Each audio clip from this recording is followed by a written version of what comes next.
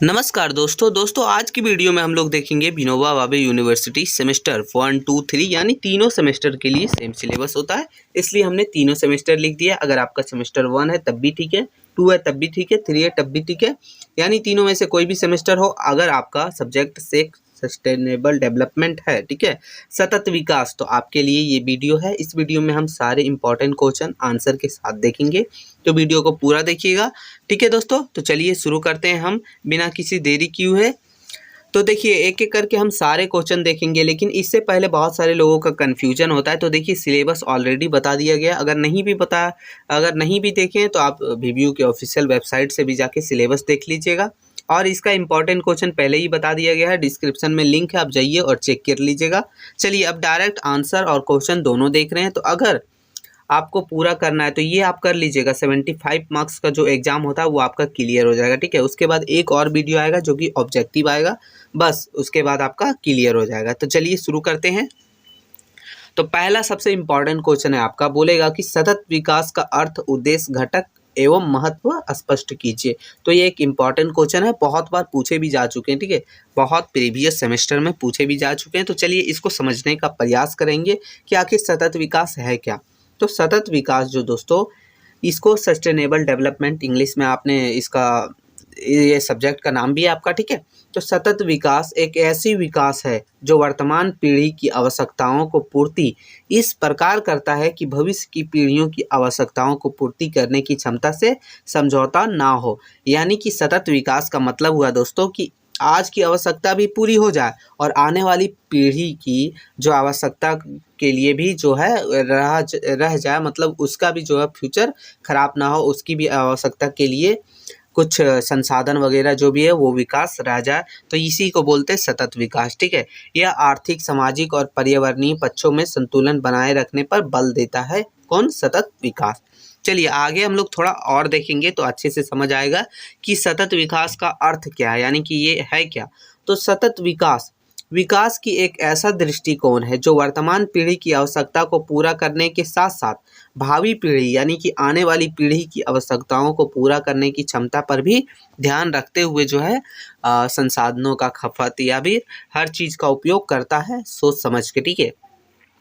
इसका मतलब है कि विकास इस तरह किया जाए कि प्राकृतिक संसाधन का दोहन इस सीमा तक ना हो कि आने वाली पीढ़ियों के लिए उपलब्ध ना रहें, और ना ही पर्यावरण को इतना नुकसान पहुंचाया जाए कि जीवन की गुणवत्ता भी मतलब में गिरावट आए।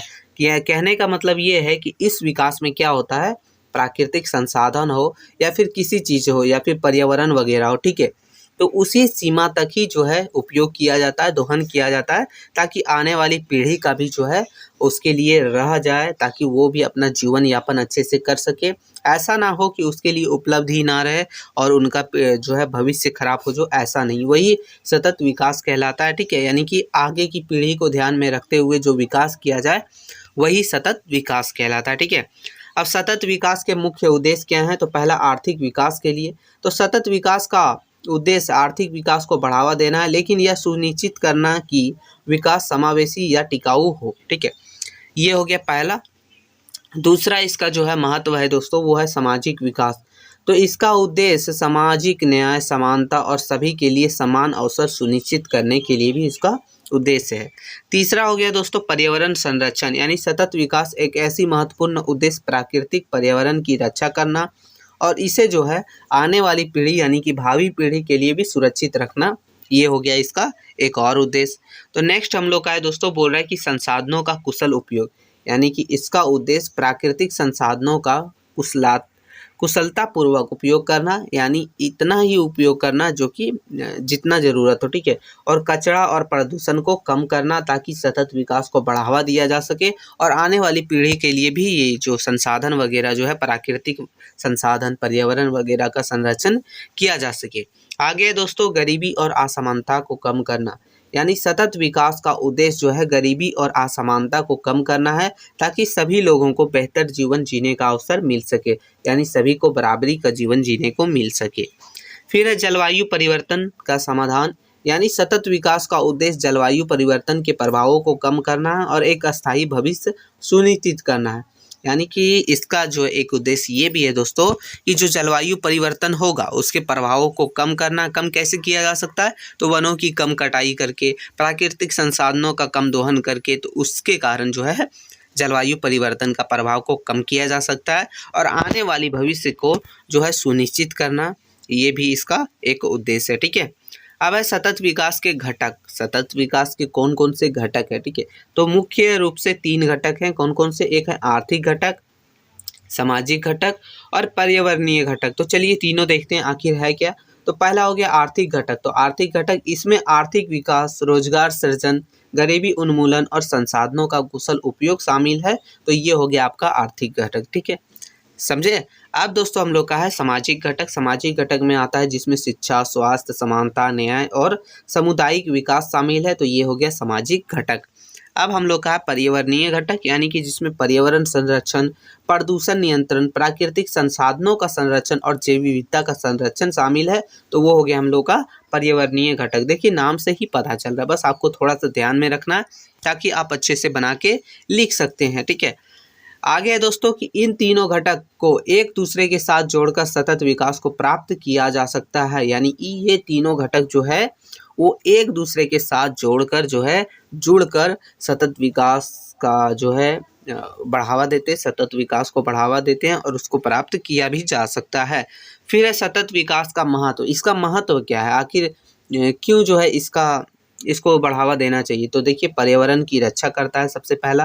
तो क्या करता है? तो सतत विकास पर्यावरण को नुकसान पहुंचाए बिना विकास को सुनिश्चित करता है, जिससे भावी पीढ़ी यानी आने वाली पीढ़ी के लिए प्राकृतिक संसाधन की उपलब्धता बनी रहती है। तो ये हो गया। दूसरा है दोस्तों, बोल रहा है कि सामाजिक न्याय और असमानता को बढ़ावा देता है, समानता को बढ़ावा देता है। ठीक है, असमानता नहीं। तो बोल रहा है कि सतत विकास सभी के लिए समान अवसर सुनिश्चित करता है, गरीबी असमानता को कम करता है और सामाजिक न्याय को बढ़ावा देता है। तो ये इसका दूसरा महत्व है। तीसरा महत्व है हम लोग का, बोल रहा है कि आर्थिक विकास को बढ़ावा देता है। देखिए जब सतत विकास समावेशी और टिकाऊ आर्थिक विकास को बढ़ावा देता है, जिससे सभी लोगों को लाभ होता है। ठीक है, तो ये भी हो गया दोस्तों। अब है नेक्स्ट दोस्तों, वो जलवायु परिवर्तन के प्रभावों को कम करता है। जैसे कि सतत विकास जो है जलवायु परिवर्तन के प्रभावों को भी कम करने और अस्थायी भविष्य सुनिश्चित करने में मदद करता है। जैसे कि पेड़ कम कटेगा तो जलवायु परिवर्तन में प्रभाव नहीं आएगा। ठीक है, अगर देखिए प्राकृतिक संसाधनों का कम उपयोग होगा, कम दोहन होगा, तो जलवायु परिवर्तन में प्रभाव नहीं आएगा। तो ये भी आप समझ चुके हैं। ठीक है, आगे दोस्तों कि मानव कल्याण में सुधार करता है। तो कैसे करता है? तो सतत विकास सभी के लिए बेहतर जीवन स्तर और कल्याण सुनिश्चित करता है, बहुत सारे नियम वगैरह भी लागू करता है। फिर नेक्स्ट दोस्तों बोल रहा है कि भविष्य की पीढ़ियों के लिए संसाधनों को सुनिश्चित रखता है। कौन? सतत विकास। तो सतत विकास में यह भी सुनिश्चित करता है कि आने वाली पीढ़ियों के लिए प्राकृतिक संसाधन हो या फिर एक अच्छे पर्यावरण हो, उसको जो है बचाना है। तो ये भी एक मुख्य जो है महत्व है। फिर आगे अब हम लोग निष्कर्ष देखते हैं। यानी हमने देख लिया इस वीडियो में कि सतत विकास क्या है, सतत विकास का उद्देश्य, महत्व, घटक, हर एक चीज़ को हमने डिटेल में समझने का प्रयास किया। अब हम लोग निष्कर्ष देखते हैं मित्रों। तो बोल रहा है कि सतत विकास आज के समय की सबसे बड़ी आवश्यकता है। यह केवल आर्थिक प्रगति नहीं बल्कि सामाजिक न्याय और पर्यावरणीय संतुलन पर भी बल देता है। यदि हम सतत विकास के सिद्धांतों को अपनाएं तो हम एक बेहतर और सुनिश्चित भविष्य की ओर बढ़ सकते हैं, आने वाली पीढ़ियों के लिए और अपने लिए भी जो है अच्छे से जीवन यापन कर सकते हैं। तो ये है सतत विकास मित्रों। ठीक है, तो आपने ये भी क्वेश्चन देखा। अब हम लोग नेक्स्ट क्वेश्चन की ओर चलेंगे। नेक्स्ट क्वेश्चन है हम लोग का, बोल रहा है कि पर्यावरण संरक्षण एवं पारिस्थितिकी असंतुलन में जैव विविधता की भूमिका पर प्रकाश डालिए। तो ये भी एक इम्पॉर्टेंट क्वेश्चन है आपके लिए। तो देखिए जितने भी लिए गए हैं सिर्फ इम्पॉर्टेंट क्वेश्चन ही लिए गए हैं, फालतू का कोई क्वेश्चन जो है इस वीडियो में आपको नहीं बताया जाएगा। तो चलिए शुरू करते हैं क्वेश्चन आंसर को दोस्तों। तो बोल रहा है कि जैव विविधता या जीवन की विविधता पर्यावरण संरक्षण और पारिस्थितिकी संतुलन में महत्वपूर्ण भूमिका निभाती है। यह न केवल प्राकृतिक दुनिया का एक अभिन्न अंग है बल्कि मानव अस्तित्व और कल्याण के लिए भी आवश्यक है। जैव विविधता का संरक्षण और पारिस्थितिकी तंत्र का संतुलन दोनों ही पर्यावरण को स्वस्थ और टिकाऊ बनाए रखने के लिए महत्वपूर्ण है। यानी कहने का मतलब ये है मित्रों कि जैव विविधता जो है उसको जो है जीवन की विविधता भी कहते हैं। ठीक है, पर्यावरण संरक्षण और पारिस्थितिकी संतुलन में बहुत भूमिका निभाती है। कौन निभाती है? तो जैव विविधता। यह कैसे निभाती है? तो यह न केवल प्राकृतिक दुनिया का एक अंग है, बल्कि यह जो है मानव का यानी मनुष्य का अस्तित्व, उसके कल्याण के लिए भी बहुत ज़्यादा आवश्यक है। जैव विविधता का संरक्षण हो, पारिस्थितिकी तंत्र का संतुलन, दोनों ही पर्यावरण को स्वस्थ और टिकाऊ बनाते हैं। तो ये इसका महत्वपूर्ण है। आगे देखेंगे हम लोग दोस्तों जैव विविधता का महत्व। तो जैव विविधता महत्व देखिए निम्नलिखित है, जो हम लोग नीचे देखेंगे। पहला हो गया पारिस्थितिकी तंत्र का स्वस्थ। तो ये क्या हो गया? विभिन्न प्रकार की प्रजातियां पारिस्थितिकी तंत्र को स्वस्थ और स्थिर रखने में मदद करती है। ठीक है, प्रत्येक प्रजाति चाहे वह कितनी भी छोटी या बड़ी हो, एक विशेष भूमिका निभाती है और इन सभी भूमिकाओं का योग एक स्वस्थ पारिस्थितिकी तंत्र बनता है। यानी स्वस्थ पारिस्थितिकी तंत्र का मतलब हो गया कि जितने भी प्रजाति हैं सबका कोई ना कोई विशेष भूमिका है किसमें? पारिस्थितिकी तंत्र में, जिसके कारण यह एक स्वस्थ पारिस्थितिकी तंत्र बनाता है। ठीक है, तो ये हो गया पहला। दूसरा है दोस्तों पर्यावरण संरक्षण, यानी कि जैव विविधता पर्यावरण को कई तरह से संरक्षित करती है। उदाहरण के लिए वन और आर्द्र भूमि कार्बन डाइऑक्साइड को सोखने और जलवायु परिवर्तन को कम करने में मदद करती है। ठीक है, तो ये हो गया। ठीक है, तो पर्यावरण का संरक्षण भी होता है। फिर हो गया खाद्य सुरक्षा। अब ये खाद्य सुरक्षा कैसे?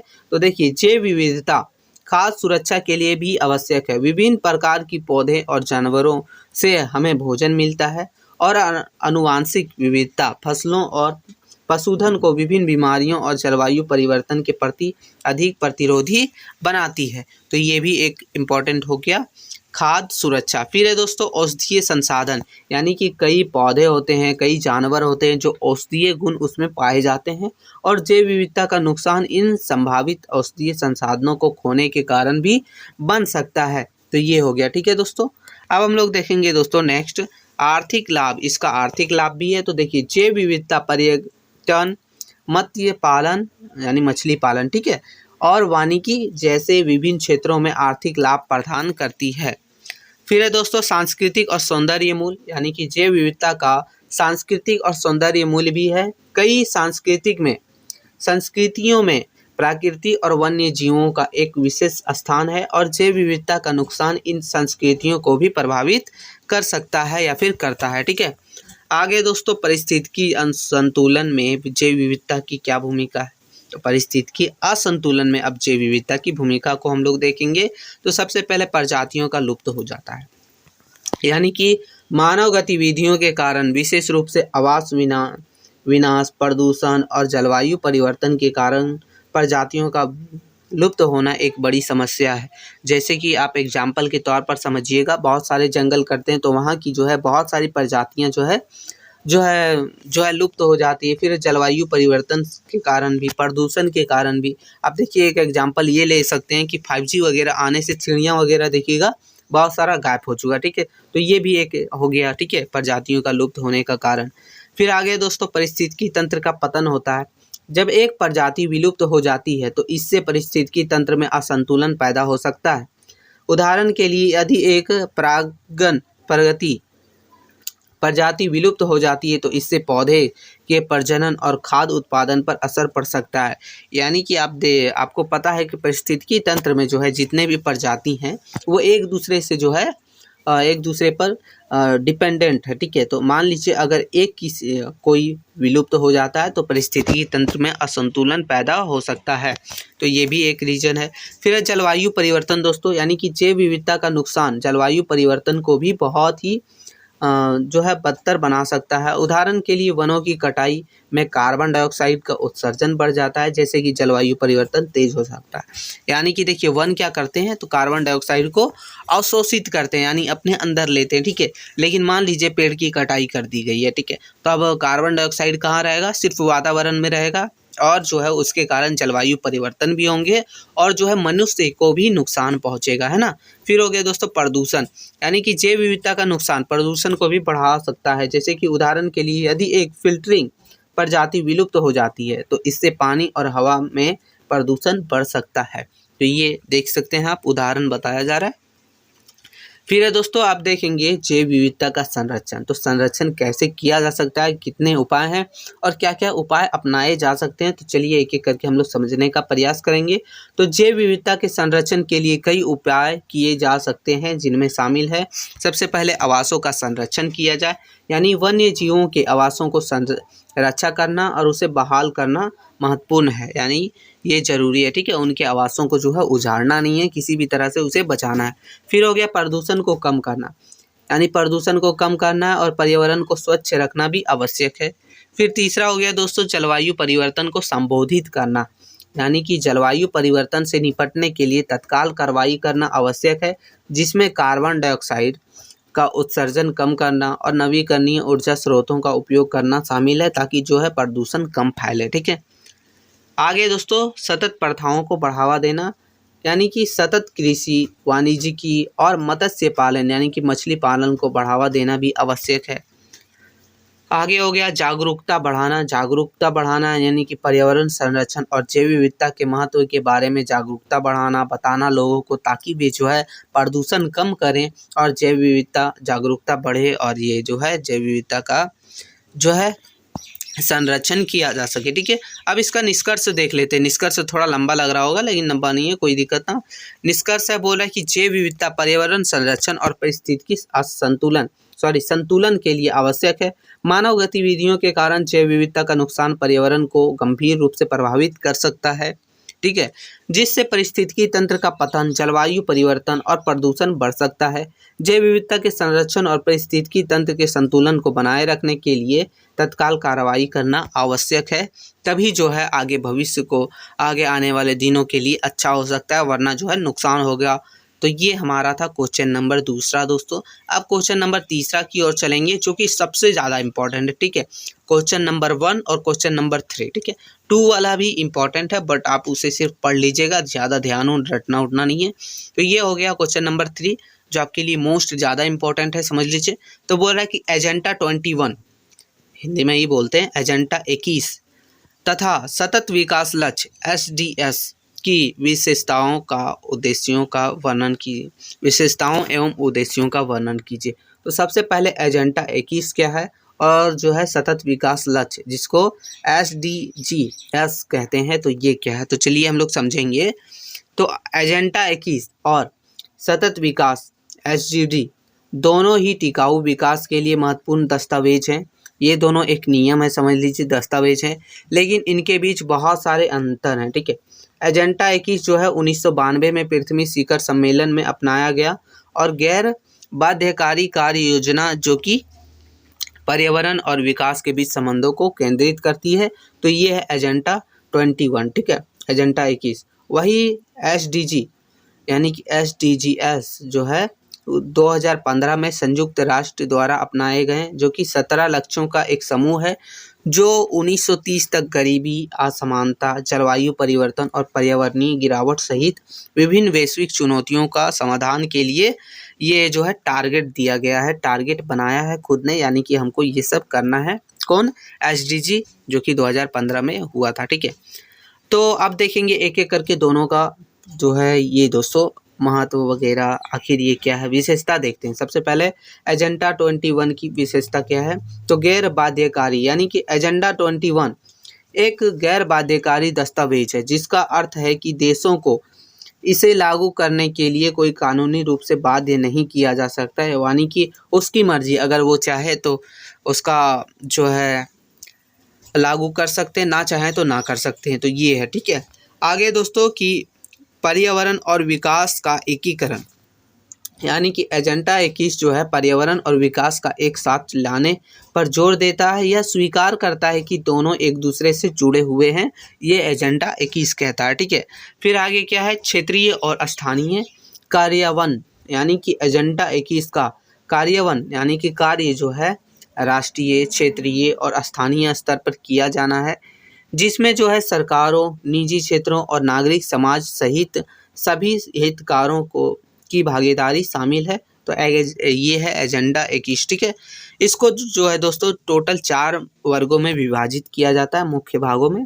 कौन कौन सा है, तो देखिए, पहला हो गया कि सामाजिक और आर्थिक आयाम, फिर हो गया संरक्षण और संसाधनों का प्रबंधन, फिर है प्रमुख समूहों की भूमिका, और लास्ट है दोस्तों कार्यान्वयन के साधन। तो ये टोटल 4 मुख्य भागों में इसको बांटा गया है, किसको, एजेंडा 21 को। ठीक है, एजेंडा 21 का उद्देश्य क्या है, ये आखिर क्यों है, तो ये देखिए गरीबी और असमानता को कम करना। तो एजेंडा 21 का उद्देश्य है कि गरीबी और असमानता को कम करना, विशेष रूप से विकासशील देशों में, ताकि सभी के लिए बेहतर जीवन स्तर सुनिश्चित किया जा सके, सबको बेहतर जीवन मिल सके। ठीक है, दूसरा क्या है कि पर्यावरण की रक्षा करना, यानी एजेंडा 21 का उद्देश्य पर्यावरण की रक्षा करना है, जिसमें वायु, जल, भूमि और जैव विविधता शामिल है, इन सभी की रक्षा करना है।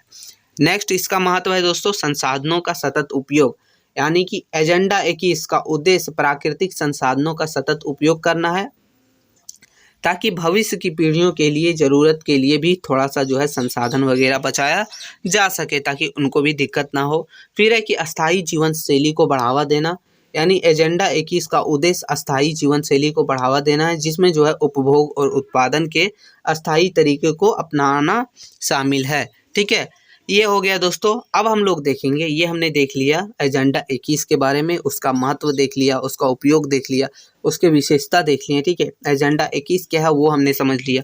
अब सतत विकास लक्ष्य, जिसको SDGs कहा जाता है, अब इसका फुल फॉर्म भी आपको पता होना चाहिए। तो देखिए बहुत ही सिंपल है दोस्तों, आपको लग रहा होगा बहुत ज़्यादा हार्ड है, कोई नहीं है। तो सस्टेनेबल डेवलपमेंट, सॉरी SDGs है, ठीक है, SDGs है। ठीक है, तो ये है, इसका मतलब हुआ सस्टेनेबल डेवलपमेंट गोल्स। ठीक है, सस्टेनेबल डेवलपमेंट गोल्स यानी कि सतत विकास लक्ष्य। ठीक है, बहुत ईजी है। तो इसकी क्या विशेषता है, तो 17 लक्ष्य है, यानी कि SDG 17 लक्ष्यों का एक समूह है, जो कि 2030 तक जो है दुनिया को बदलने के लिए एक महत्वाकांक्षी एजेंडा प्रदान करता है। यानी इसमें कहा गया है कि 2030 तक हम जो है बहुत सारा काम करेंगे, जिसमें से क्या क्या करेंगे, तो पर्यावरण की संरक्षा करेंगे, तो प्रदूषण 0 कर देंगे, मतलब बहुत सारा इसमें लक्ष्य है जो आगे हम लोग पढ़ेंगे, समझ आएगा। ठीक है, तो देखिए वैश्विक लक्ष्य इसका क्या है, तो SDG यानी सतत विकास लक्ष्य का वैश्विक लक्ष्य यह है कि जो भी देशों पर लागू होते हैं, ना केवल विकासशील देशों पर, मतलब हर एक देशों पर लागू होते हैं, या ठीक है, ये एजेंडा 21 क्या था, अपना मर्जी था, अगर किसी को लागू करना है तो करो, न करना मत करो, लेकिन ये जो है हर एक देश पर लागू होता है, चाहे विकासशील देश हो या फिर छोटा देश हो। ठीक है, एकीकृत और अविभाज्य, ठीक है, यानी कि SDG एकीकृत और अविभाज्य है, जिसका अर्थ है कि एक लक्ष्य को प्राप्त करने में अक्सर अन्य लक्ष्यों की उपलब्धि शामिल होती है। तो ये हो गया। सभी के लिए क्या है, तो सभी के लिए क्या है, SDG का उद्देश्य किसी को भी पीछे नहीं छोड़ना है, जिसका अर्थ है कि वे सभी लोगों को, विशेष रूप से गरीबी और हाशिए पर रहने वाले लोगों की ज़रूरतें को पूरा करने के लिए डिजाइन किए गए हैं। यानी कि हर एक लोगों के लिए ये जो है SDG सतत विकास गोल जो है डिजाइन किया गया, बनाया गया है, ताकि हर एक देशों में हर एक लोगों को जो है इसकी ज़रूरतों का पूरा फ़ायदा मिल सके। आगे दोस्तों SDG का उद्देश्य, इसका उद्देश्य क्या है, तो उद्देश्य हो गया कि गरीबी को समाप्त करना, यानी SDG 1 का उद्देश्य है कि गरीबी को समाप्त करना, जबकि SDG 2 का उद्देश्य है भूख को समाप्त करना। ये देखिए बहुत सारे भागों में SDG 1 SDG 2, लेकिन आपको उतना ध्यान नहीं रखना, SDG ही लिख के आपको पूरा लिख देना, कोई दिक्कत नहीं। ठीक है, तो चलिए आगे है दोस्तों स्वास्थ्य, और इसका क्या है, स्वास्थ्य और भलाई को बढ़ावा देना, यानी कि SDG 3 का उद्देश्य सभी के लिए स्वस्थ जीवन सुनिश्चित करना है। 3 आप छोड़ दीजिए, ठीक है, डायरेक्ट लिखिएगा। SDG का उद्देश्य है कि सभी के लिए स्वस्थ जीवन सुनिश्चित करना, जबकि यही SDG का उद्देश्य गुणवत्ता शिक्षा प्रदान करना भी है। तो ऐसा आप लिख दीजिएगा। ठीक है, आगे दोस्तों लैंगिक समानता प्राप्त करना, कि SDG का उद्देश्य लैंगिक समानता प्राप्त करना है और सभी महिलाओं और लड़कियों को सशक्त बनाना है। ठीक है, ये हो गया। फिर है दोस्तों सतत खपत और उत्पादन पैटर्न को बढ़ावा देना, यानी कि SDG का उद्देश्य टिकाऊ खपत और उत्पादन पैटर्न को बढ़ावा देना है। ठीक है, फिर हो गया दोस्तों हम लोग का कि जलवायु परिवर्तन से निपटना भी इसका काम है। तो SDG 13 का उद्देश्य जलवायु परिवर्तन से निपटना है, जबकि SDG 14 और 15 का उद्देश्य जो है महासागरों और स्थानीय स्थलीय पारिस्थितिकी तंत्र की रक्षा करना है। तो ये था मित्रों। अब हम लोग थोड़ा सा देख लेते हैं कि एजेंडा 21 और एसजीडी के बीच क्या संबंध है, यानी दोनों के बीच क्या संबंध है। तो एसजीडी 21 और एजेंडा 21 और एसजीडी दोनों ही टिकाऊ विकास के लिए महत्वपूर्ण दस्तावेज हैं, ठीक है। और उनके बीच कई असमानताएं और समानताएं भी है, यानी बहुत सारे अंतर भी हैं, बहुत सारी समानता भी है, ठीक है। तो ये है, दोनों विकास को बढ़ावा देता है। फिर है इसका निष्कर्ष देखते हैं, तो बोल रहा है कि एजेंडा 21 और सतत विकास लक्ष्य दोनों ही वैश्विक विकास के लिए अत्यंत महत्वपूर्ण कदम है। ये न केवल पर्यावरण की रक्षा करते हैं बल्कि मानव जीवन की गुणवत्ता में सुधार लाने की दिशा में भी कार्य करते हैं। यदि इन लक्ष्यों को नीति और व्यवहार में उतारा जाए तो विकास और पर्यावरण में संतुलन स्थापित किया जा सकता है और भविष्य की पीढ़ियों को भी जो है एक सुरक्षित, समृद्ध और टिकाऊ संसार या फिर जीवन प्रदान किया जा सकता है। तो ये है हमारा एजेंडा 21 और सतत विकास लक्ष्य, ठीक है। तो ये क्वेश्चन हमने बहुत ही अच्छे ढंग से समझा, तो आपने भी समझ गए होंगे। तो चलिए अब नेक्स्ट क्वेश्चन की ओर चलेंगे। क्वेश्चन नंबर 4 मित्रों, जो है कि UNFCCC फिर है COP और IPCC की भूमिका को विस्तार से समझाइए। और ये जो है क्या चीज़ है, सतत विकास में इसकी क्या भूमिका है, हर एक चीज़ को हम डिटेल में समझने का प्रयास करेंगे। तो चलिए, तो इसका उत्तर है दोस्तों, बोल रहा है कि आज की विश्व जिस सबसे बड़े संकट का सामना कर रहा है वो क्या है, जलवायु परिवर्तन।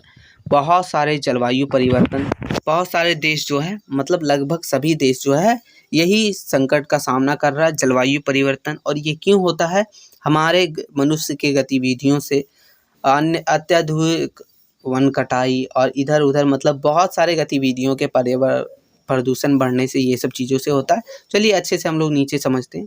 तो इसका प्रभाव जो है वैश्विक स्तर पर पर्यावरण, जैव विविधता, खाद्य सुरक्षा, जल संरक्षण, जल संसाधन तथा मानव स्वास्थ्य पर भी पड़ रहा है। इस संकट से निपटने के लिए अंतर्राष्ट्रीय समुदाय ने कई संस्था और सम्मेलन बनाए, जिसमें से प्रमुख है। तो यही सबसे निपटने के लिए, जलवायु परिवर्तन से निपटने के लिए संस्था बनाए गए हैं, जो कि ये सब हैं। पहला हो गया UNFCCC। इसका पहले फुल फॉर्म आपको याद कर लेना है, हो सकता है ऑब्जेक्टिव में भी पूछ लिया जाए, ठीक है। तो इसका फुल फॉर्म हो गया United national framework convention on climate change, ठीक है। तो इसका फुल फॉर्म ये हो गया, थोड़ा सा लंबा है बट आपको ध्यान रखना ही पड़ेगा ना। दूसरा हो गया COP, इसका फुल फॉर्म हो गया कॉन्फ्रेंस ऑफ द पार्टीज, ठीक है। फिर है IPCC, तो inter governmental panel on climate change, ठीक है, inter governmental panel on climate change. तो ये तीनों है, इसका तीनों का ये हो गया फुल फॉर्म, ठीक है। अब हम तीनों संस्था की भूमिका पृथ्वी की जलवायु प्रणाली की सुरक्षा, निगरानी और समाधान की दिशा में ये तीनों महत्वपूर्ण है।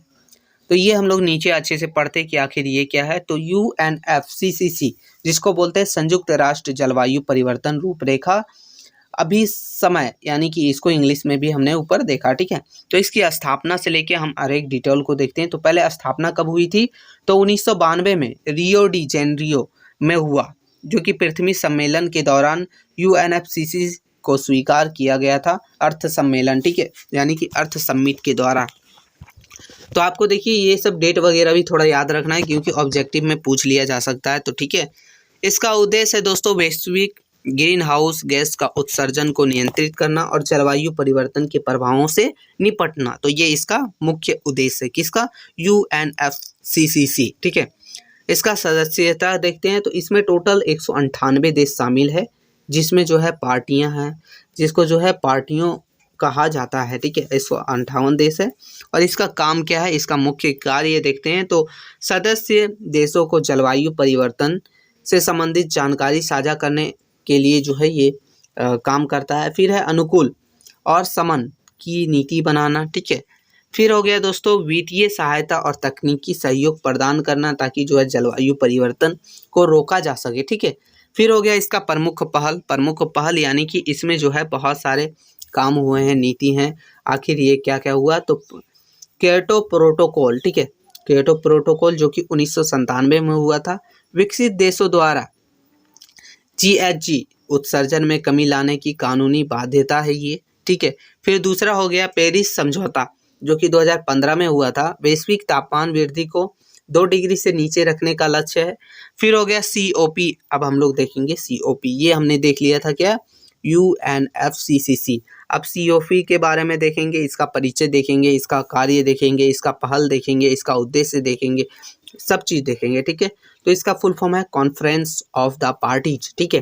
परिचय देखा जाए तो इसका जो है यह UNFCCC की निर्णय लेने वाली सर्वोच्च संस्था है। तो देखिए ये जो है इसी की संस्था है, ठीक है, UNFCCC की। लेकिन ये सबसे अच्छी संस्था है जो निर्णय लेने का काम करती है। प्रत्येक साल यानी हर एक साल जो है आयोजित किया जाता है एक सम्मेलन, जिसको COP कहा जाता है, ठीक है। पहली बैठक जो है 1995 में हुई थी COP1, और अब तक जो है 28 से भी अधिक बैठक हो चुकी है COP, यानी यही निर्णय लेने का काम करती है।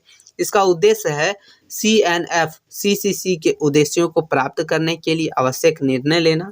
फिर है कि जलवायु पर समझौते की निगरानी और उनकी मूल्यांकन करना। फिर इसका है वैश्विक जलवायु वित्त और तकनीकी सहायता पर सहमति बनाना। तो ये इसका उद्देश्य हो गया, ठीक है। अब प्रमुख कोप्स देखते हैं, यानी कि जितने भी सम्मेलन हुए हैं वो सब प्रमुख सम्मेलन को देखते हैं। तो सबसे पहले COP3, ठीक है, जिसको 1997 में हुआ था क्योटो में, ठीक है। इसमें जो है क्योटो प्रोटोकॉल का निर्माण किया गया था। अब दूसरा है COP15, जो कि 2009 में हुआ था। कहाँ हुआ था? कोपेनहेगन में हुआ था। ये क्यों हुआ था? जलवायु वित्त की चर्चा शुरू हुई थी यहाँ, ठीक है। तो ये हो गया। फिर नेक्स्ट है दोस्तों, तीसरा हुआ था COP21, जो कि 2015 में हुआ था, पेरिस में हुआ था। कहाँ हुआ था? पेरिस में। ऐतिहासिक पेरिस समझौता पर हस्ताक्षर हुआ था यहाँ। फिर है दोस्तों COP26, तो ये 2021 में हुआ था। कहाँ, कब हुआ था? 2021। कहाँ? ग्लासगो में हुआ था, ग्लासगो में, जिसमें नेट जीरो उत्सर्जन लक्ष्य पर सहमति दी गई थी, जिसमें कहा गया था 2030 तक नेट जीरो करना है, यानी कि मतलब 0% जो है प्रदूषण को करना है, ठीक है। अभी प्रदूषण बहुत ज़्यादा है तो उसे कम करना है, तो ये था। फिर पांचवा हुआ है दोस्तों हम लोग का, जो कि COP28 है, ठीक है, जो 2023 में हुआ था दुबई में। वैश्विक स्टॉकटेक रिपोर्ट और फॉसिल फ्यूल पर चर्चा हुआ था। तो ये हुआ था हम लोग का, ठीक है, 2023 में दुबई में, ठीक है। अब भारत की इसमें भागीदारी क्या है, तो वो भी देख लेते हैं हम लोग। तो भारत COP सम्मेलन के सक्रिय भागीदार है, यानी ये भी एक एक्टिव मेंबर है, समझ लीजिए। और ये पर्यावरणीय न्याय और विकासशील देशों के हितों के लिए वकालत करता रहा है, हमेशा से बोलता रहा है, सपोर्ट करता रहा है। तो ये भी भारत की जो है इसमें जो है क्या बोलते हैं, इसके भागीदारी है, ठीक है दोस्तों। अब है IPCC, यानी inter governmental panel of climate change. तो इसके बारे में हम देखेंगे, हमने दोनों के बारे में देख लिया, COP के बारे में और UNFCCC के बारे में। अब देखते हैं इसके बारे में। तो बोल रहा है इसकी स्थापना जो है 1988 में संयुक्त राष्ट्र पर्यावरण कार्यक्रम, जो कि UNEP, ठीक है, और विश्व मौसम संगठन WMO द्वारा की गई थी। इन दोनों का जो है आपको थोड़ा सा फुल फॉर्म ध्यान में रखना है। इसका फुल फॉर्म हो गया यूनाइटेड नेशन एनवायरमेंटल प्रोग्राम, ठीक है। फिर इसका फुल फॉर्म हो गया वर्ल्ड, फिर हो गया मौसम, तो इसका वर्ल्ड जो है, तो थोड़ा सा आप ध्यान रखिएगा, ऑर्गेनाइजेशन लास्ट में होगा, ठीक है। फिर इसका उद्देश्य देखिए, तो जलवायु परिवर्तन पर वैज्ञानिक तथ्यों का मूल्यांकन प्रस्तुत करना इसका सबसे पहला उद्देश्य है। फिर दूसरा उद्देश्य है दोस्तों कि वैश्विक तापमान, समुद्री स्तर, बर्फ पिघलने और जलवायु में जो है जुड़े अन्य कारकों की रिपोर्ट तैयार करना इसका जो है काम है, ठीक है। फिर है नीति निर्माताओं को वैज्ञानिक आधार पर निर्णय लेने में सहायता देता है, लेकिन स्वयं कोई नीति नहीं बनाता है। दूसरे को नीति पर जो है निर्णय लेने में ये मदद करता है, लेकिन कुछ नीति खुद से नहीं बनाता है। फिर है कार्य प्रणाली, इसका क्या है? दुनिया भर में हजारों वैज्ञानिक IPCC रिपोर्ट को तैयार करते हैं। ये रिपोर्ट असाइनमेंट रिपोर्ट AR के रूप में प्रकाशित होती है। अब तक जो है 6 असाइनमेंट रिपोर्ट प्रकाशित की जा चुकी है, जब से बना है तब से, ठीक है। इसका योगदान अब देखते हैं हम लोग, कहाँ कहाँ योगदान है इसका। तो जलवायु परिवर्तन को लेकर चेतावनी और वैज्ञानिक प्रमाणों की प्रस्तुति, ठीक है। दूसरा हो गया दोस्तों कि नीति निर्माण, जैसे कि पेरिस समझौते को वैज्ञानिक आधार पर प्रदान करना। फिर है IPCC को 2007 में नोबेल शांति पुरस्कार से सम्मानित भी किया गया है। तो ये है IPCC।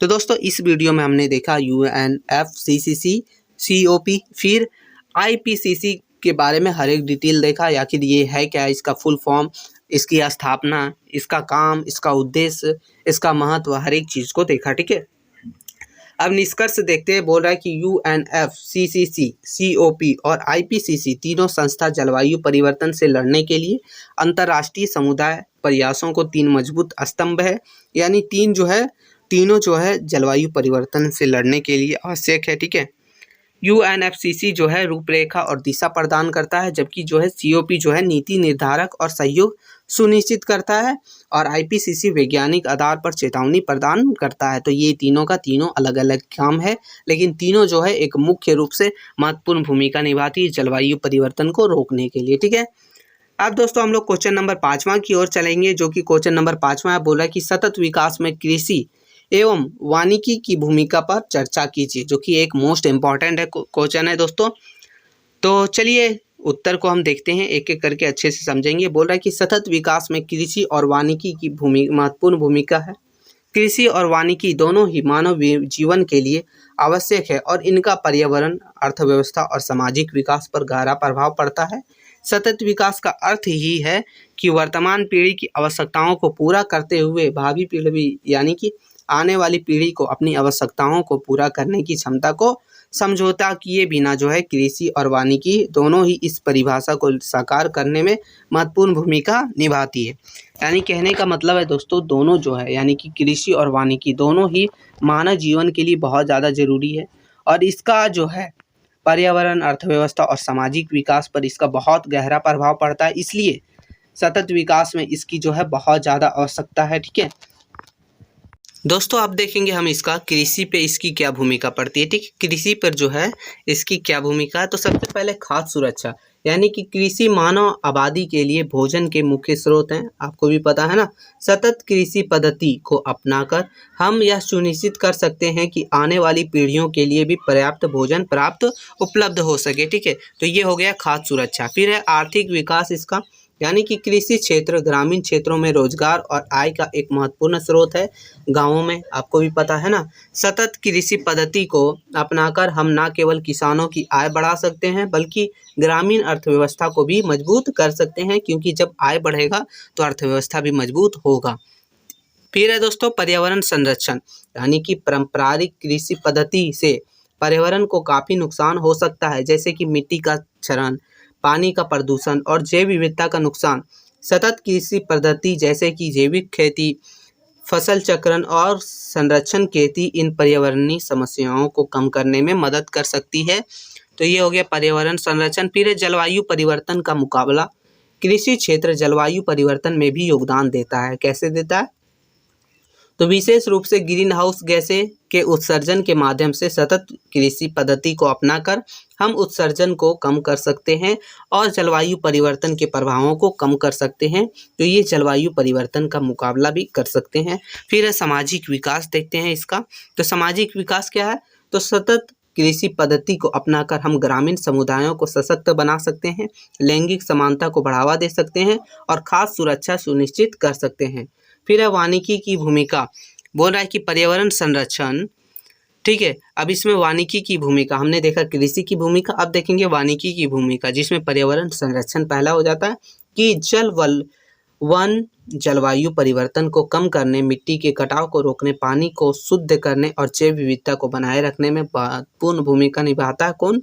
पर्यावरण संरक्षण अगर किया जाए तो। ठीक है, फिर आर्थिक विकास भी इसका है। तो वाणिज्य क्षेत्र में इमारती लकड़ी, ईंधन और अन्य वन उत्पादकों के माध्यम से आर्थिक विकास में योगदान देता है। सतत वानिकी प्रथाओं को अपनाकर हम यह सुनिश्चित कर सकते हैं कि आने वाले भविष्य के लिए संसाधन को बचाकर रख सके।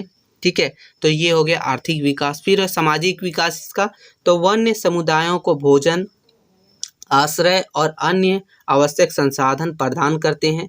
सतत वानिकी प्रथाओं को अपनाकर हम ग्रामीण समुदायों को सशक्त बना सकते हैं और उनकी आजीविका में सुधार कर सकते हैं। तो ये हो गया। फिर दोस्तों आगे देखते हैं हम लोग जलवायु परिवर्तन का मुकाबला। तो बोल रहा है कि वन कार्बन डाइऑक्साइड को अवशोषित करके और ऑक्सीजन छोड़कर जलवायु परिवर्तन को कम करता है। कौन करता है? वन, यानी कि पेड़ पौधे में वन, ठीक है, जंगल में पेड़ पौधे होते हैं वो, ठीक है, तो ये भूमिका निभाता है। सतत वानिकी प्रथाओं को अपनाकर हम वनों को जो है कार्बन सिंक क्षमता को बढ़ा सकते हैं और जलवायु परिवर्तन को के प्रभावों को कम कर सकते हैं। फिर आगे दोस्तों कि आपदा जोखिम की कमी, यानी कि जब देखिएगा वन यानी जंगल वगैरह प्राकृतिक आपदाओं जैसे कि बाढ़ और भूस्खलन से सुरक्षा प्रदान करते हैं। सतत वानिकी प्रथाओं को अपनाकर हम इन आपदाओं के जोखिम को भी कम कर सकते हैं। ज़्यादा पेड़ वगैरह लगाएंगे तो बाढ़ वगैरह इन सभी चीज़ों को रोका जा सकता है, ठीक है, कम किया जा सकता है।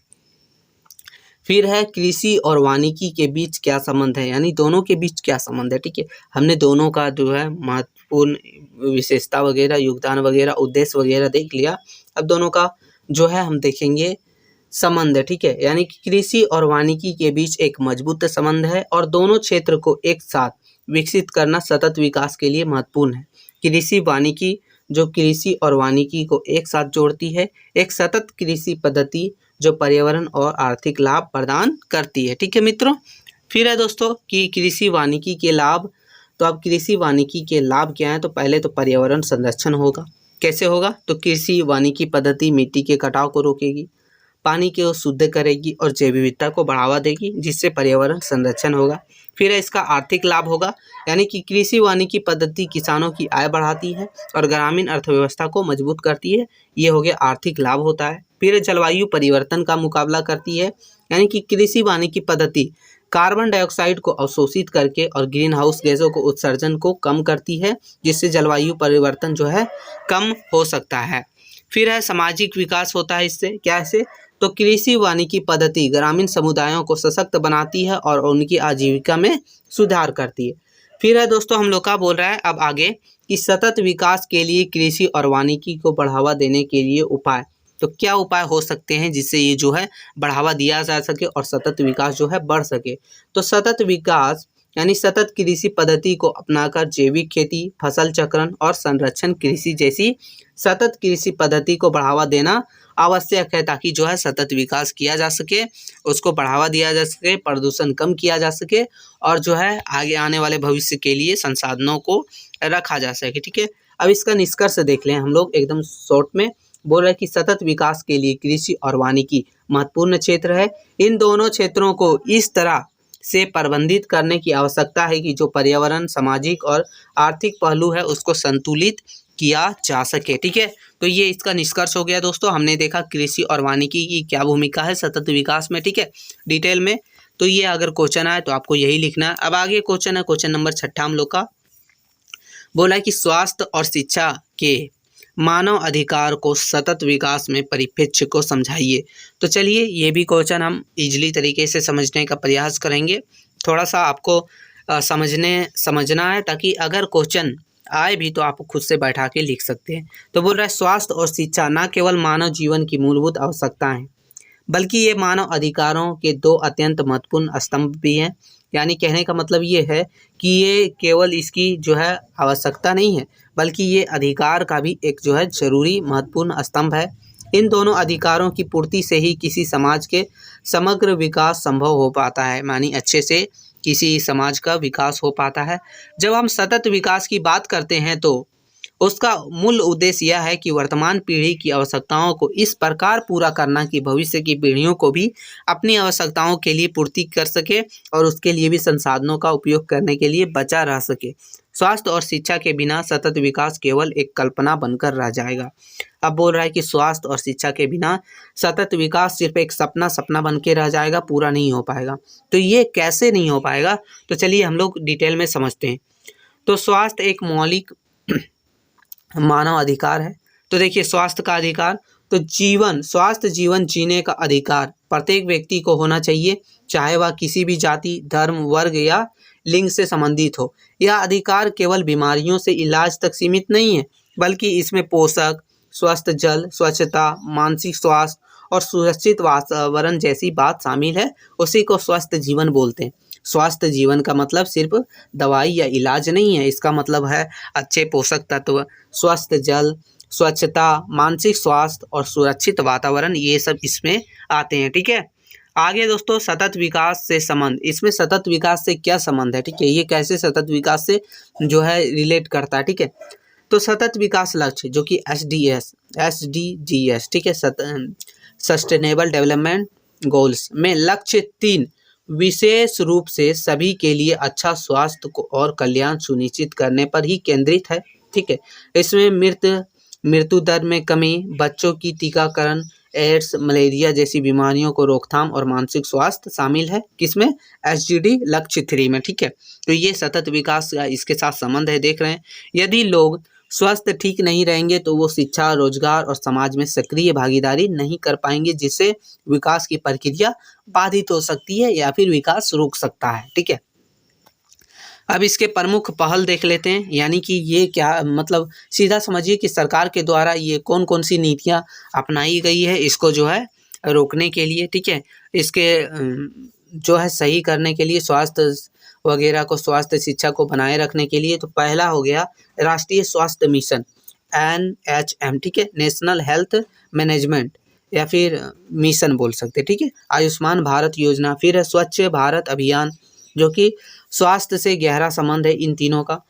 अब देखते हैं शिक्षा, ठीक है, हमने देखा स्वास्थ्य, ठीक है। अब शिक्षा जो कि सशक्तिकरण का आधार है। तो शिक्षा का अधिकार क्या है, शिक्षा प्रत्येक व्यक्ति की बुनियादी मानव अधिकार है। एक शिक्षित समाज ही जागरूकता, न्याय, समानता और विकास को बढ़ावा देता है, इसलिए शिक्षा बहुत जरूरी है दोस्तों। फिर है दूसरा सतत विकास से इसका कैसे संबंध है, वो हमने भी उसमें देखा था, ठीक है, स्वास्थ्य में। तो इसी तरह इसमें भी देखना है कि सतत विकास का लक्ष्य जो है लक्ष्य 4, इसमें दिया क्या लिखा गया है, तो सभी के लिए समावेशी, समान और गुणवत्तापूर्ण शिक्षा सुनिश्चित करना। तो ये है इसका लक्ष्य में दिया गया है, ठीक है, लक्ष्य 4 में। अब है दोस्तों शिक्षा से लोगों को पर्यावरणीय जागरूकता, संसाधनों के संरक्षण, लैंगिक समानता, स्वास्थ्य, जनसंख्या नियंत्रण आदि के प्रति ज्ञान प्राप्त होगा और लोग जो है जागरूक हो पाएंगे। फिर है सतत विकास में प्राकृतिक संसाधनों का विवेकपूर्ण उपयोग और सामाजिक न्याय अनिवार्य है, ठीक है, और शिक्षा इन मूल्यों की समझ विकसित करती है। तो ये है आपका शिक्षा का महत्व सतत विकास में या फिर उसके साथ संबंध है, ठीक है।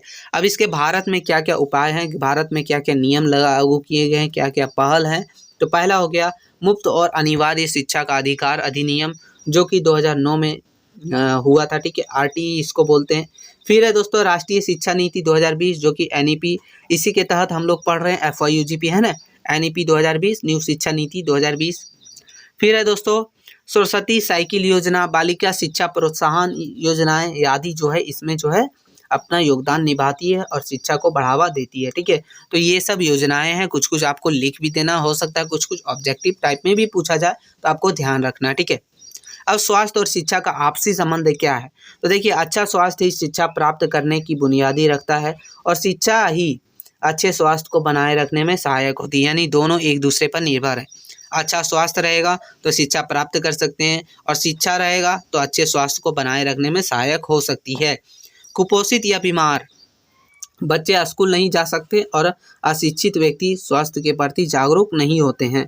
इस प्रकार दोनों एक दूसरे से पूरक हैं और दोनों के बिना सतत विकास संभव नहीं है, सिर्फ कल्पना बनकर ही रह जाएगा। तो ये है सतत विकास में जो है स्वास्थ्य और जो है शिक्षा की भूमिका, ठीक है दोस्तों। अब है कि मानव अधिकार, संविधान और सतत विकास, तो ये इसमें थोड़ा सा देख लेते हैं। तो बोल रहा है कि भारतीय संविधान के अनुच्छेद 21 के तहत जीवन और व्यक्तिगत स्वतंत्रता के अधिकार में स्वास्थ्य और शिक्षा दोनों शामिल हैं। अनुच्छेद 21A शिक्षा का अधिकार सुनिश्चित करता है। नीति निर्देशक तत्वों में अनुच्छेद 29E, 41, 45, 47 आदि भी स्वास्थ्य और शिक्षा के संवर्धन की बात करते हैं, ठीक है। फिर हो गया सतत विकास के लिए इन अधिकारों को लागू करना अनिवार्य है। तो ये है मित्रों, इस क्वेश्चन में हमने देखा, क्या देखा, तो सतत विकास में स्वास्थ्य और शिक्षा का क्या भूमिका है, इसके ऊपर हमने डिटेल में चर्चा किया, डिटेल में जाना कि आखिर क्या है, दोनों के बीच संबंध क्या है, क्या इसके उद्देश्य हैं, क्या मुख्य विशेषता है, हर एक चीज़ डिटेल में देखा। अब इसका थोड़ा सा निष्कर्ष देख लेते हैं। बोला है कि स्वास्थ्य और शिक्षा केवल सेवाएं नहीं है बल्कि ऐसी मानव अधिकार है जो मानव गरिमा, समानता और स्वतंत्रता को सुनिश्चित करते हैं। सतत विकास का वास्तविक स्वरूप तभी संभव होगा जब समाज का प्रत्येक व्यक्ति शिक्षित, जागरूक और स्वस्थ हो। इसलिए सरकार, समाज और नागरिकों को मिलकर यह सुनिश्चित करना चाहिए, क्या करना चाहिए, सुनिश्चित करना चाहिए कि हर व्यक्ति को शिक्षा और स्वास्थ्य में बराबर का समानता मिल सके, सुविधा मिल सके, ताकि एक सम्मान, न्यायपूर्ण और टिकाऊ भविष्य का निर्माण हो सके। ठीक है दोस्तों, ये था हम लोग का क्वेश्चन नंबर 6। अब क्वेश्चन नंबर 7वां की ओर चलेंगे, जो आपका एक मोस्ट इंपॉर्टेंट क्वेश्चन है आपके एग्जाम की दृष्टि के लिए और आ भी सकता है। बोला कि जलवायु परिवर्तन और इसकी चुनौतियों की एक विस्तृत टिप्पणी लिखे, या फिर ऐसा पूछेगा कि सतत विकास में जलवायु परिवर्तन और इसकी चुनौतियां पर एक टिप्पणी लिखिए। तो ये भी आपका क्वेश्चन आ सकता है। ठीक है, तो क्वेश्चन नंबर 7वां है आपका। तो चलिए इसका आंसर देखते हैं। बोला कि आज पूरी दुनिया एक बड़ी समस्या का सामना कर रही है। वो समस्या क्या है? जलवायु परिवर्तन। ठीक है, ये बहुत बड़ी समस्या है पूरी दुनिया के लिए। यह सिर्फ मौसम का बदलना नहीं है, बल्कि यह हमारे जीवन, पर्यावरण, खेती, जलवायु, वायु, जल, स्वास्थ्य सब कुछ पर जो असर डाल रहा है वही है जलवायु परिवर्तन। ठीक है, हम जिस तरह से प्राकृतिक संसाधनों का अत्यधिक उपयोग कर रहे हैं और वनों की कटाई, गाड़ियों से निकलने हुए धुआं, कारखानों से प्रदूषण फैल रहे हैं, वो सब जलवायु को बदल रहे हैं और जलवायु परिवर्तन को बहुत ज़्यादा बढ़ावा दे रहे हैं और नुकसान हो रहा है। जलवायु परिवर्तन जो है सबसे बड़ी समस्या है। इसलिए आज सतत विकास, जिसको सस्टेनेबल डेवलपमेंट की बात करते हैं, जिसका मतलब है कि ऐसा विकास जो पर्यावरण को नुकसान पहुँचाए बिना हो, पर्यावरण को नुकसान पहुंचाए बिना जो विकास हो, जो डेवलप हो, उसी को बोलते हैं सतत विकास। ठीक है, जिससे भविष्य की पीढ़ियों को भी जीने का हक मिल सके, उनके लिए भी संसाधनों, प्राकृतिक संसाधनों, इन सभी चीज़ों को सुरक्षित, संरक्षित करके रखा जा सके। फिर जलवायु परिवर्तन के कारण, यानी जलवायु परिवर्तन से क्या क्या नुकसान हो रहे हैं, उसका क्या कारण जलवायु परिवर्तन होने का। तो सबसे पहले ग्रीन गैसों का बढ़ना, जैसे कि CO2 हो गया, यानी कि कार्बन डाइऑक्साइड हो गया, मीथेन, नाइट्रस ऑक्साइड जो तापमान को बढ़ा रही है, तो ग्रीन गैस का बढ़ना हो गया। फिर है वनों की कटाई। पेड़ वातावरण को संतुलित रखते हैं, लेकिन अब तेज़ी से वन काटे जा रहे हैं। तो शहरीकरण के लिए, घर बनाने के लिए पहाड़ों को, पेड़ों को नष्ट किए जा रहे हैं। तो ये भी इसका बहुत बड़ी कारण है। ठीक है, किसका? तो जलवायु परिवर्तन का कारण। फिर तीसरा हो गया कारखानों और वाहनों से निकलने वाला धुआं, तो ये भी जलवायु परिवर्तन को प्रभावित करती है। फिर मित्रों अंधाधुंध शहरीकरण, यानी कि ज़्यादा कंक्रीट, कम हरियाली। अब देखिएगा, हरियाली वगैरह को हटा के हम लोग घर बनाते हैं, कंक्रीट वगैरह का यूज करके, हरियाली वहाँ से ख़त्म हो रही है, तो जलवायु परिवर्तन तो प्रभावित होगा ही ना। तो ये हो गया। ठीक है, अब हम लोग देखेंगे कि जलवायु परिवर्तन तो हो रहा है, लेकिन उसका प्रभाव कहाँ कहाँ पड़ रहा है, आखिर उसका नुकसान क्या हो रहा है। ठीक है, तो सबसे पहले तापमान में वृद्धि हो रही है। कैसे? तो देखिए, धरती गर्म होती जा रही है, जिसे ग्लोबल वार्मिंग कहते हैं, और ये जो है आने वाली दिनों में बहुत ज़्यादा बड़ी समस्या हो सकती है। फिर दूसरा हो गया समुद्र का जल स्तर बढ़ना, जिससे तटीय इलाकों को डूबने का खतरा। अब देखिए, जब तटीय इलाके, यानी कि समुद्र के इलाके में, समुद्र के आसपास जो गांव बसे हैं वो सब डूब सकते हैं। फिर हो गया खेती किसानी पर असर, यानी बारिश का समय बदल रहा है, सूखा और बाढ़ बढ़ जाता है, कभी बारिश होगा, कभी बारिश नहीं होता है, कभी अनटाइमली बारिश होता है ना, ऐसा भी आपने देखा होगा, है ना। तो ये है। फिर है दोस्तों प्रकृति और की जैव विविधता की कमी, यानी कि कई जीव जंतु और पेड़ पौधे विलुप्त हो रहे हैं जलवायु परिवर्तन के कारण। बहुत सारे जीव जंतु भी, बहुत सारे पेड़ वगैरह भी विलुप्त हो चुके हैं और हो भी रहे हैं। पांचवा हो गया मानव स्वास्थ्य पर प्रभाव पड़ रहा है इसका, जिससे कि हीट स्ट्रोक, सांस की बीमारियां, मलेरिया जैसी बीमारियां बढ़ रही है, बहुत ही खतरनाक हो रहा है। ठीक है, फिर है छठा दोस्तों प्राकृतिक आपदाएं, जैसे कि बाढ़, तूफान, सूखा पहले से ज़्यादा बार और ज़्यादा तेज हो रहे हैं। इन सभी को बढ़ावा दे रहा है कौन? पर जलवायु परिवर्तन। ठीक है, अब देखते हैं सतत विकास और जलवायु परिवर्तन के बीच क्या संबंध है। तो बोल रहा है कि सतत विकास का मतलब है कि ऐसा विकास जो प्राकृतिक संसाधनों की रक्षा करे, गरीबी मिटाए और आने वाली पीढ़ियों के लिए भी जीवन आसान बनाए। ये तो सतत विकास है। हमने जितने बार पढ़ लिए हैं कि आपको पता चल गया होगा सतत विकास क्या है। लेकिन जलवायु परिवर्तन पर ध्यान नहीं दिया गया तो ना ही खेती होगी, ना ही पीने के लिए साफ पानी मिलेगा, ना ही साफ हवा मिलेगी। इससे सतत विकास संभव ही नहीं हो पाएगा, है ना। जब ये सब हम लोग को मिलेगा ही नहीं तो सतत विकास कहाँ से संभव है? नहीं है संभव, है ना। तो ये है मित्रों, इसलिए जलवायु परिवर्तन से निपटना सतत विकास के लिए सबसे बड़ी जरूरी कदम है। और यह कदम के लिए बनाया गया है संयुक्त राष्ट्र का SDG 13, यानी SDG 13 सतत विकास लक्ष्य 13 यही कहता है कि जलवायु परिवर्तन से लड़ो और उसके असर को कम करो। ये कहा है SDG 13 लक्ष्य 13 में, ठीक है। अब है दोस्तों नीचे देखते हैं, बोला है कि भारत और विश्व का क्या प्रयास रहा है इससे लड़ने के लिए जलवायु परिवर्तन से। तो वैश्विक स्तर पर देखें यानी कि विश्व स्तर पर, तो पेरिस समझौता जो कि 2015 में हुआ था, ये तापमान को 1.5 डिग्री सेल्सियस तक सीमित रखने का लक्ष्य है, ठीक है। तो ये भी जलवायु परिवर्तन को। फिर है UNFCCC ग्रीन हाउस गैसों को कम करने का वैश्विक प्रयास किया गया है। फिर हो गया दोस्तों हम लोग का क्योटो प्रोटोकॉल, विकसित देशों को प्रदूषण कम करने की जिम्मेदारी दी गई है। तो ये है वैश्विक स्तर पर। अब हम लोग देखते हैं भारत का क्या प्रयास रहा है इसमें। तो भारत का भी कुछ प्रयास रहा है। पहला हो गया कि राष्ट्रीय जलवायु परिवर्तन कार्य योजना NAPCC, इसका फुल फॉर्म भी आपको याद रखना है, ठीक है। ये अपनाया गया भारत के द्वारा। दूसरा अपनाया गया है अंतर्राष्ट्रीय सौर गठबंधन, यानी कि भारत की पहल है ये, जिसमें जो है सौर ऊर्जा का जो है बढ़ावा देना है। फिर है ऊर्जा बचत योजना, जिसमें उजला LED वितरण करके जो है सौर ऊर्जा मतलब ऊर्जा का बचत योजना भी बनाया गया। फिर है स्वच्छ भारत अभियान, वृक्षारोपण, ई-वाहन बढ़ावा। इन सभी चीज़ों को अपना कर जो है भारत में बहुत सारे नियम लाए गए हैं, जिससे जो है जलवायु परिवर्तन को रोका जा सके। इसके लिए सरकार द्वारा कदम उठाए गए हैं।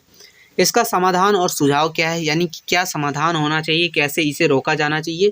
तो सबसे पहला हो गया कि सौर, पवन जैसी स्वच्छ ऊर्जा का उपयोग को बढ़ाना चाहिए, ताकि जो है जलवायु प्रदूषण कम हो, ठीक है। जैसे कि धुआं कम निकलेगा तो जलवायु प्रदूषण कम होगा, और इससे जो है पर्यावरण भी सुरक्षित रहेगा और मनुष्य भी सुरक्षित रहेगा। दूसरा हो गया पेड़ लगाना और वनों को बचाना, वन को काटने से मना करना है और जितना अत्यधिक हो सके वन वृक्षारोपण किया जाए। तीसरा हो गया प्लास्टिक और कचरे का सही प्रबंधन किया जाए, ठीक है, क्योंकि ये भी जलवायु परिवर्तन करते हैं। फिर चौथा दोस्तों साइकिल या पब्लिक ट्रांसपोर्ट का उपयोग करें। अत्यधिक जो है बाइक वगैरह भी देखिएगा धुआं वगैरह निकालता है, प्रदूषण फैलाता है, ठीक है। फिर पांचवा हो गया पर्यावरण शिक्षा और जागरूकता फैलाना। फिर है छठा दोस्तों किसानों को जलवायु अनुकूल खेती की तकनीक सिखाना, ताकि वो भी जो है जलवायु के अनुकूल खेती कर सकेंगे और जो है जलवायु परिवर्तन, जलवायु प्रभाव का असर कम होगा। फिर सातवां है कि ऊर्जा की बचत करने वाली तकनीकों का इस्तेमाल करना। तो ये टोटल 7 उपाय हैं जिससे आप तरीका अपना सकते हैं। फिर इसका निष्कर्ष देखते हैं, तो बोल रहा है कि जलवायु परिवर्तन कोई भविष्य की बात नहीं है, यह आज हो रहा है, हमारे आसपास हो रहा है। हाँ, यह हमारे जीवन, आजीविका, भोजन, पानी और हवा को प्रभावित कर रहा है। तो ये भविष्य की बात नहीं है कि होगा, अभी भी हो रहा है। आपने भी देखा अनलिमिटेड बारिश हो जाता है, वनों की कटाई के कारण बहुत सारे लोग बीमार हो रहे हैं, सांसों की बीमारियां बढ़ रही है ना। तो ये सब है। हमें अगर एक स्वच्छ, सुरक्षित और खुशहाल भविष्य चाहिए तो आज से ही जलवायु की रक्षा करनी होगी। सतत विकास का सपना तभी पूरा होगा जब हम प्रकृति के साथ संतुलन बनाए रखना सीखेंगे, ठीक है। धरती है तो हम हैं, धरती बचेगी तभी हम बचेंगे, ये एक स्लोगन है। आप चाहें लिख भी सकते हैं या नहीं भी लिख सकते हैं, हमने वैसे दर्शा दिया ताकि थोड़ा सा अच्छा लगे, ठीक है। तो ये था हम लोग का क्वेश्चन नंबर 7वां, जिसमें हमने देखा सतत विकास के लिए क्या आवश्यक है और जलवायु परिवर्तन बहुत बड़ी समस्या है और इसका निपटारा कैसे हो सके, क्या पहल अपनाई गई है वैश्विक स्तर पर, भारत स्तर पर, हर एक चीज़ डिटेल देखने का हमने प्रयास किया। अब 8वां क्वेश्चन है हम लोग के लिए मोस्ट इम्पॉर्टेंट क्वेश्चन है मित्रों, इसको आप थोड़ा सा भी मिस मत कीजिएगा। तो बोल रहा है भारत में सतत विकास हेतु नीति एवं योजनाएं जैसे कि नीति आयोग, COP21, राष्ट्रीय पर्यावरण नीति की भूमिका स्पष्ट कीजिए, यानी ये सब बनाए गए हैं तो इसकी भूमिका क्या है और क्यों बनाए गए हैं, ठीक है। तो इसका आंसर हम लोग देखने का प्रयास करेंगे, समझेंगे। बोल रहा है कि भारत में सतत विकास के लिए नीतियां और योजनाएं जैसे कि नीति आयोग, COP21 और राष्ट्रीय पर्यावरण नीति महत्वपूर्ण भूमिका निभाती है। ये नीतियाँ और योजनाएं आर्थिक विकास, सामाजिक न्याय और पर्यावरणीय संरक्षण के बीच संतुलन बनाने में मदद करती है, जिससे यह सुनिश्चित होता है कि वर्तमान पीढ़ी की ज़रूरतों को पूरा करते हुए भविष्य की पीढ़ियों की आवश्यकता से समझौता ना किया जाए। यानी कि दोस्तों भारत में सतत विकास के लिए बहुत सारी नीतियाँ बनाई गई है, ठीक है। बहुत सारी नीतियाँ में हैं नीति आयोग, COP21 और बहुत सारे राष्ट्रीय पर्यावरणीय नीति, ये सब भूमिका निभाती है, जिसमें यह निर्णय लिया जाता है या नीति में या योजना में आर्थिक विकास, सामाजिक न्याय और पर्यावरण संरक्षण के बीच संतुलन बनाए रखा जाता है और यह सुनिश्चित किया जाता है कि आने वाली पीढ़ियों के लिए भी जो है बहुत सारी जो है उसके लिए भी जो है संसाधन, प्राकृतिक संसाधन, पर्यावरणीय संसाधन को बचा के रखा जा सके, जिसमें पहला हो गया नीति आयोग। तो चलिए हम लोग देखते हैं कि आखिर नीति आयोग क्या है। तो इसकी भूमिका है, नीति आयोग भारत सरकार की एक प्रमुख नीति थिंक टैंक है, ठीक है, जो सतत विकास लक्ष्यों को प्राप्त करने में महत्वपूर्ण भूमिका निभाता है, ठीक है। सतत विकास में इसका क्या योगदान है, तो यह विभिन्न क्षेत्रों में नीतियों और कार्यक्रम को तैयार करता है जो सतत विकास को बढ़ावा देते हैं। फिर हो गया कि यह SDG यानी कि SDG sustainable development goal, India index और डेटाबेस जैसे उपकरणों के माध्यम से राष्ट्रीय और उप राष्ट्रीय स्तर पर प्रगति की निगरानी करता है, ठीक है। और क्या करता है ये, तो यह करता है कि राज्यों और केंद्र शासित प्रदेशों के साथ मिलकर SDG को स्थानीय स्तर पर लागू करने का काम करता है।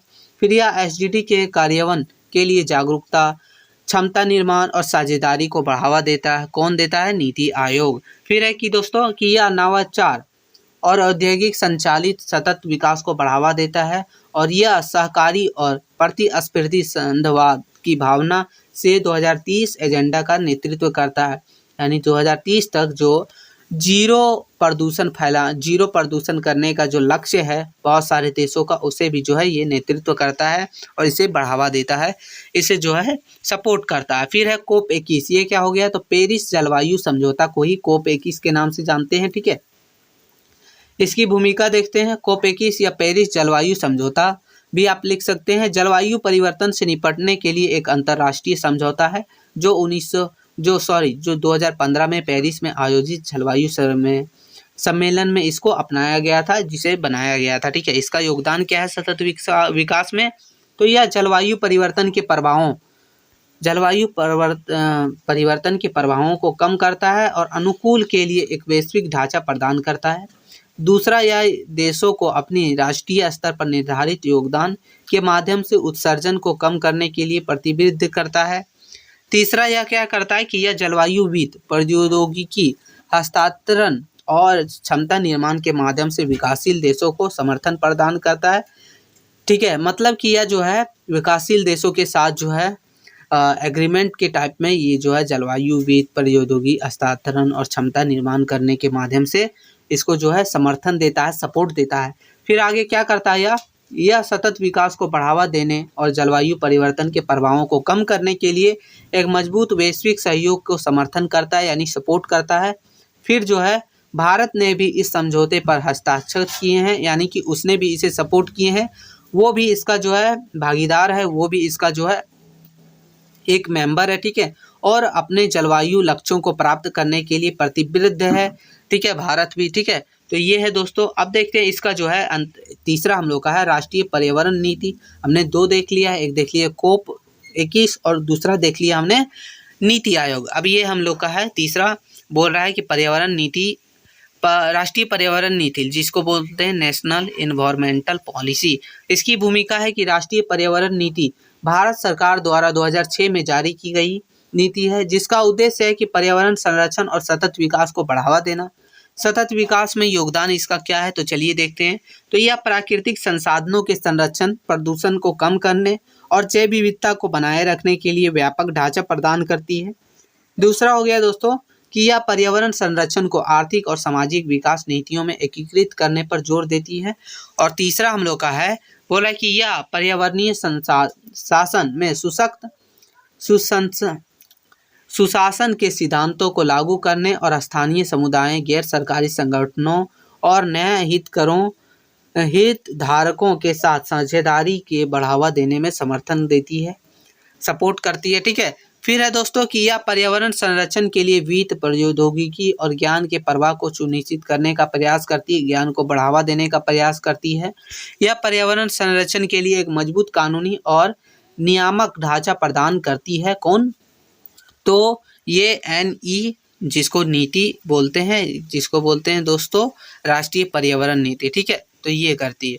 आप चौथा देखिए, बहुत सारा अन्य नीति भी है, योजनाएं भी है जो भारत के द्वारा भी चालू की गई है।